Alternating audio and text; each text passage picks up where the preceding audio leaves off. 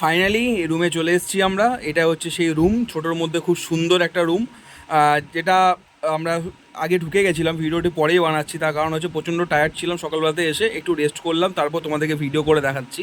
এই রুমটি খুবই পরিষ্কার পরিচ্ছন্ন এবং সেই রুমের মধ্যে তুমি টিভি, এসি এবং নন এসি দুটোই আছে, বাট আমরা এসিটা নিয়েছিলাম। তো এই এসি রুমের মধ্যে ছোটোর মধ্যে হলেও পরিষ্কার পরিচ্ছন্ন, এবং সঙ্গে তুমি অ্যাটাচ কিচেন এবং বাথরুম দুটোই পেয়ে যাবে। তো অ্যাটাচ কিচেনের মধ্যে তুমি দেখতে পাচ্ছ গ্যাস, ওভেন, থালা বাসন সবই কিছুই পেয়ে যাবে। তো তুমি নিশ্চিন্তে তুমি রান্না বান্না করতে পারো। যারা বীরভূম থেকে আসছো বা যারা বাঙালি, তারা বাঙালির চাল ডাল নিজের মতো করে নিয়ে এসে, বা এখানে তো দোকানপাতি আছে, বাঙালির দোকান প্রচুর এখানে, তো সেই জায়গা থেকে তুমি নিজের মতো করে রান্না করে খেতে পারবে।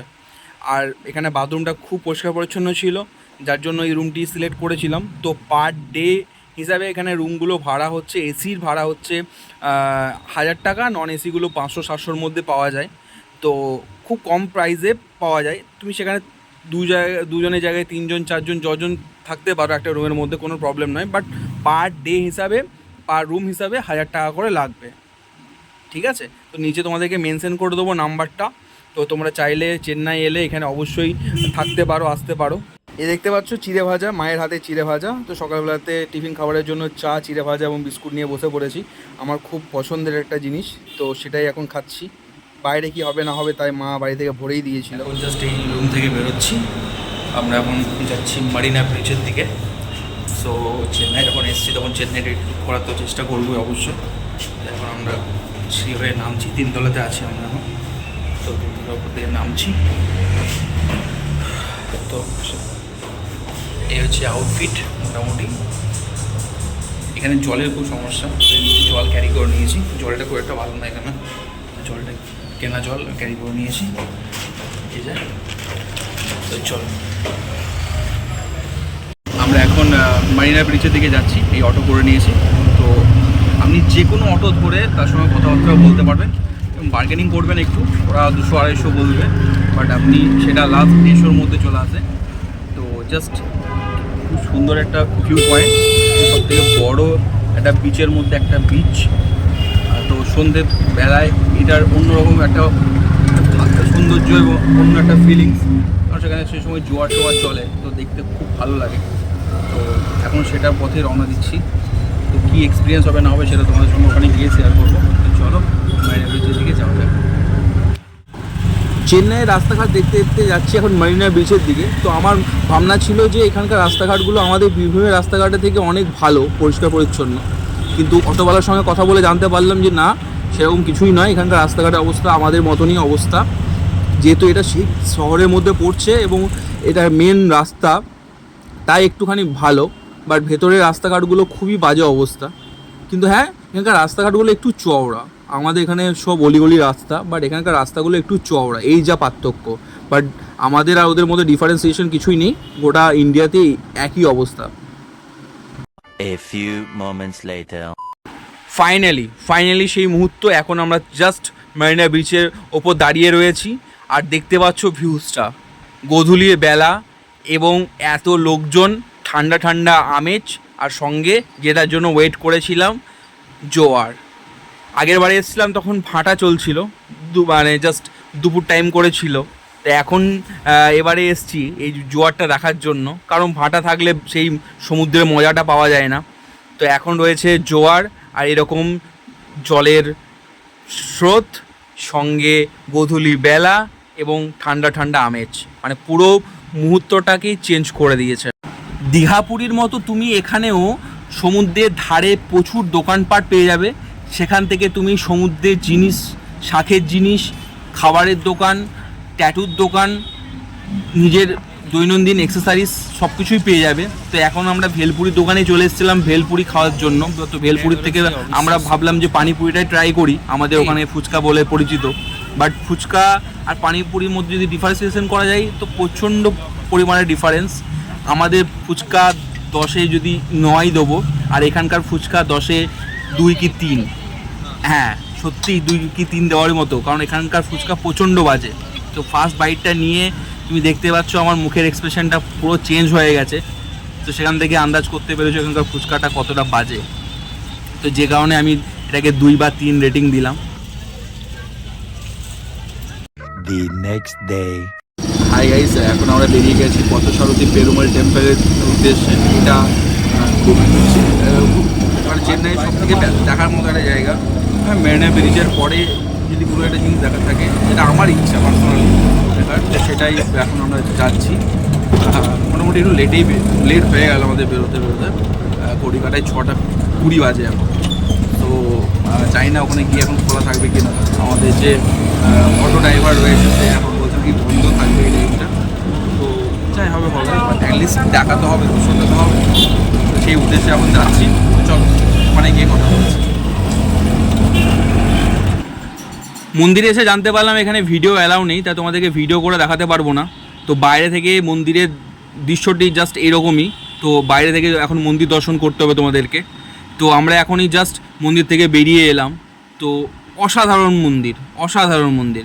যারা চেন্নাইয়ে আছো বা যারা চেন্নাইয়ে আসবো বলে ভাবছো, তাদেরকে প্রত্যেকেই বলবো এই মন্দিরে এসে একবার দর্শন করে যাও।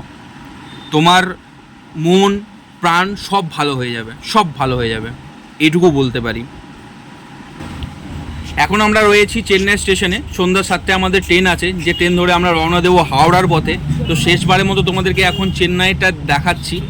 এই হচ্ছে সেই ভিউজ। আর চেন্নাই স্টেশনের পাশে মেট্রোও আছে। তো এখানকার অ্যাম্বিয়েন্সটা খুবই ভালো। এটা হচ্ছে চেন্নাইয়ের স্টেশনের বাইরের দৃশ্যটা। তো তোমাদেরকে এখন ভেতরের দৃশ্যটা দেখাবো। তো চলো চেন্নাই স্টেশনের ভেতরের দৃশ্যটা তোমাদেরকে দেখাই। এটা হচ্ছে চেন্নাইয়ের ভেতরের দৃশ্য। তো চেন্নাইয়ের বাঁ দিকে দেখতে পাচ্ছ ফুড প্লাজা রয়েছে, উপরের সিনটা খুবই সুন্দর এবং চেন্নাই স্টেশনটা অনেকটাই বড়। তো আমরা এখন রওনা দেবো ট্রেনের দিকে। তো তার আগে এখান থেকে ফুড স্টল থেকে খাবার নিয়ে নেবো, কারণ ট্রেনের খাবার প্রচণ্ড বাজে। তো রাতের কিছু একটা খেতে হবে। তো এখান থেকে খাবার নিয়ে আমরা ট্রেন ধরার জন্য যাব।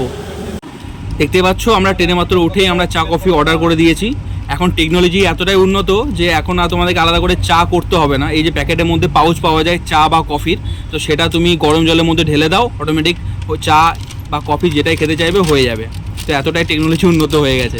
তো হ্যাঁ, খেতে মোটামুটি ভালোই ছিল, খারাপ বলা যাবে না।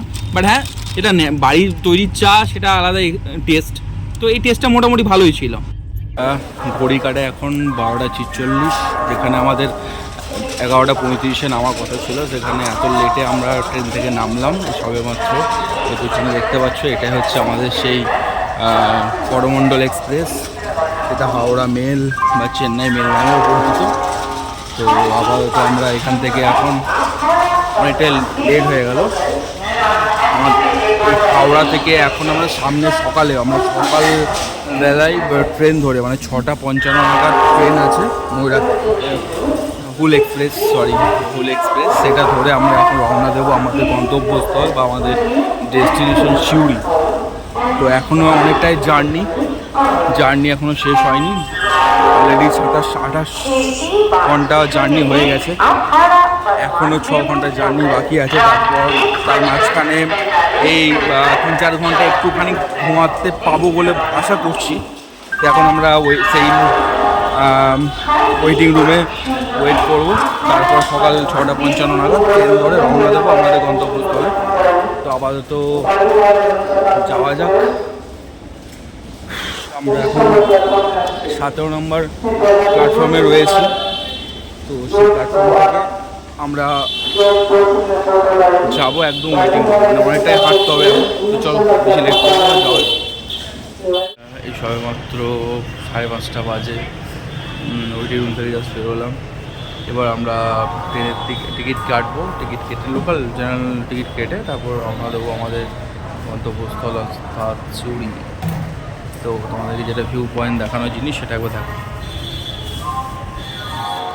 জাস্ট লুক এট মাই। এখন ঘড়ি কাটায় 10:55, একদম আজকে রাইট টাইমে পৌঁছেছে। আমরা এখন ফাইনাল ডেস্টিনেশন সিউড়িতে চলে এসেছি। এ হচ্ছে দেখতে পাচ্ছ সিউড়ি প্ল্যাটফর্ম। আমরা এই প্ল্যাটফর্মের ওপর দিয়ে 1 নম্বর প্ল্যাটফর্মের ওপর দিয়ে হেঁটে হেঁটে যাচ্ছি, যেটা এই মানে কিছু বছর হলো করেছে, বেশি বছরও হয়নি। আর প্রচণ্ড ঘোরপাক করতে করতে করতে করতে নামে নিচে। সো প্রচণ্ড টায়ার্ড। আর অলরেডি এখানে প্রচণ্ড গরম, মানে হাঁপিয়ে উঠেছি আর প্রচণ্ড খিদেও পেয়েছে। তো এত সুন্দর একটা জার্নি করলাম, মোটামুটি আমাদের টোটাল যাওয়া এবং আসা নিয়ে 10 দিনের একটা জার্নি ছিল। তো যেটুকুনি পারলাম তোমাদের সঙ্গে শেয়ার করলাম। আমি প্রত্যেকে রেকমেন্ড করব, তোমরা যদি কখনও যেতে চাও অবশ্যই যেতে পারো। এর আগে আমার চেন্নাইয়ের একটা নতুন ব্লগ আছে, সেটা তোমরা পারলে চেক আউট করতে পারো, আমার এই চ্যানেলেই পেয়ে যাবে। তো আজকে আর কথা বেশি বাড়াবো না, আজকের মতো ভিডিওটি এই পর্যন্তই। আবার দেখা হচ্ছে অন্য কোনো দিন নতুন কোনো ভিডিও নিয়ে। ততক্ষণের জন্য বাই বাই।